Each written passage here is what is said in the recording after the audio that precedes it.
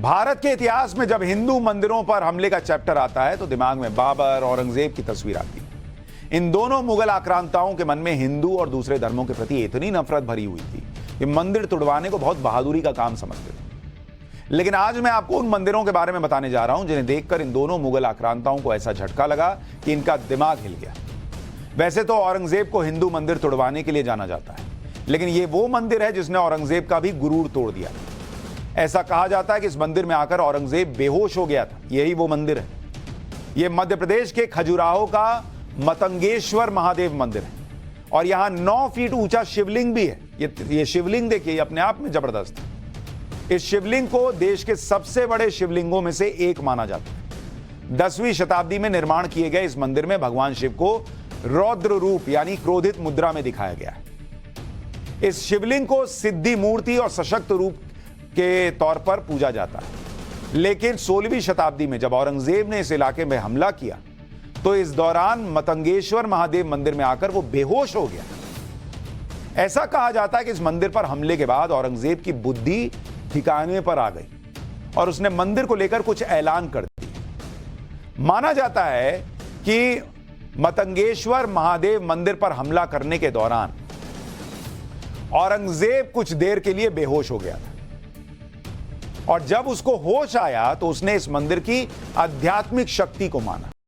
अब कुछ बेहोश हुआ तो कुछ देखा होगा, तो उसने कहा कि बॉस ये तो जबरदस्त मंदिर है। दावा यह भी किया जाता कि बाद में औरंगजेब ने यह ऐलान कर दिया कि मंदिर में पूजा के लिए आवश्यक वस्तुओं का खर्च शाही खजाने से किया जाएगा। मतलब जो आदमी मंदिर तोड़वाता था वो मंदिर के लिए खर्चे के लिए पैसा देने को तैयार हो गया बेहोश होने के बाद। इसलिए यह कहा जाता है कि इस मंदिर ने औरंगजेब की बुद्धि ठीक कर दी थी। हालांकि हिंदू मान्यताओं के अनुसार इस मंदिर की बहुत मान्यताएं हैं। मतंगेश्वर महादेव मंदिर का निर्माण 920 ईस्वी में चंदेला राजा हर्षवर्मन ने किया था।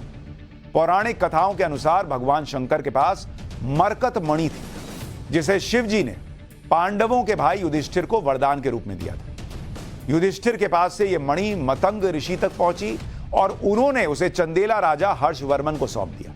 लेकिन राजा हर्षवर्मन ने इस मणि की सुरक्षा को देखते हुए इसे जमीन में दबा दिया और इसके ऊपर विशाल शिवलिंग का निर्माण करवाया।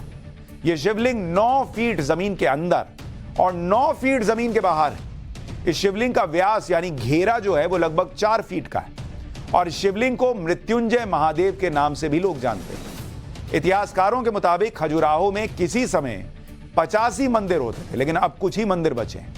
पुरातत्व मंदिरों में मतंगेश्वर महादेव का ही एक ऐसा मंदिर है जहां आज भी पूजा पाठ होता है। औरंगजेब को मंदिर तोड़ने की सीख अपने पूर्वजों से ही मिली थी, क्योंकि उसके दादा के दादा बाबर ने भी भारत में कई मंदिरों पर हमला करवाया था। अयोध्या के राम मंदिर के बारे में तो आप सब जानते हैं, लेकिन ग्वालियर के गोपाचल पर्वत पर जैन तीर्थंकरों का एक ऐसा मंदिर है जिसे बाबर ने बड़ी क्रूरता से तोड़वाया था। कई इतिहासकारों के मुताबिक बाबर ने यहां मूर्तियों को तोड़ने से पहले आदेश दिया कि इन मूर्तियों के एक एक अंग को तोड़ा जाए, इसलिए बड़ी क्रूरता के साथ इन प्रतिमाओं को तोड़ा गया।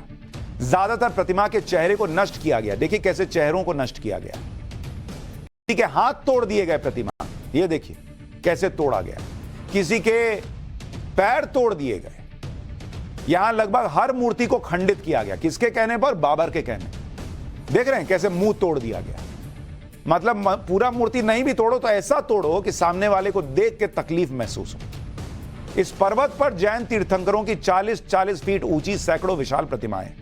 इनका निर्माण करीब 500 साल पहले एक ही चट्टान को काट कर करवाया गया था। इन्हें बनाने में भी करीब 35 साल का समय लगा गया। जो लोग ताजमहल देखकर एकदम पगला जाते हैं कि बॉस क्या ही बना दिया मुगलों ने, जैन तीर्थंकरों की मूर्तियां देखिए किस तरह से बनी हुई और किस तरह से बाबर ने इसको तोड़वा दिया। आगे बढ़ने से पहले आपको जैन तीर्थंकरों की इन प्रतिमाओं से जुड़ा इतिहास भी बताता हूं, फिर बाबर के साथ क्या हुआ वो बताऊंगा। 1427 से 1459 में तोमर वंश के राजा वीरमदेव और डुंगर सिंह ने ग्वालियर किले में विशाल दिगंबर जैन मूर्तियों का निर्माण किया। ये मूर्तियां ग्वालियर किले के एक हिस्से गोपाचल पर्वत पर स्थित है। गोपाचल पर्वत पर एक ही चट्टान को काटकर जैन धर्म के 24 तीर्थंकर भगवान की प्रतिमाएं उकेरी गई। इस पर्वत पर 9 इंच से लेकर 40 फीट तक ऊंची जैन भगवानों की प्रतिमाएं थी।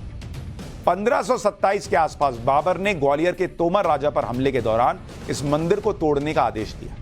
बाबर ने यह कहकर इन मूर्तियों को तोड़वाया कि इस नग्न मूर्तियों से इस किले की खूबसूरती बिगड़ रही है, इसलिए अपने मजदूरों को मूर्तियों को तोड़ने का आदेश दिया। बाबर को जब हिंदू धर्म के बारे में जानकारी नहीं थी तो जैन धर्म के त्याग और अहिंसा के बारे में उसे कहां से पता होगा। ऐसा कहा जाता है कि जैन मंदिर पर हमले के दौरान एक मूर्ति ऐसी थी जिसे तोड़ने के दौरान मजदूर घायल हो गए और मूर्ति तोड़ने का काम रुक गया।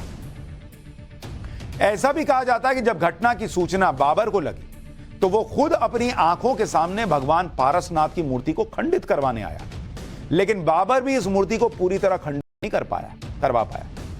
आपको भगवान पारसनाथ की वो मूर्ति भी दिखा देता हूं, देखिए, जिसकी आज भी गोपाचल पर्वत पर पूजा होती है। यह पद्मासन मुद्रा में भगवान पारसनाथ की 42 फीट ऊंची और 30 फीट चौड़ी प्रतिमा है।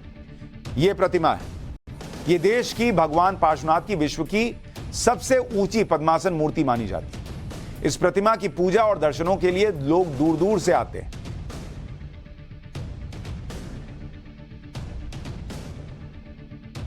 दुर्भाग्य से 1528 मई में इस पर्वत पे मुगल आक्रमणकर्ता बाबर का आगमन हुआ और उसने इन जैन प्रतिमाओं को तोड़ने का आदेश दिया। ये प्रतिमाएं चुन चुन के इनको तोड़ा और इनकी सुंदरता को नष्ट किया। लेकिन भगवान पार्श्वनाथ की प्रतिमा जो विश्व में अद्वितीय है, उसको वो नहीं तोड़ सके और उनके हाथों पे किलित हो गए, आंखों की रोशनी चली गई। ये सुन के बाबर भी फिर यहाँ आए और उनने भी प्रयास किया तो उनकी भी आंखों की रोशनी चली गई और वो किलित हो गए।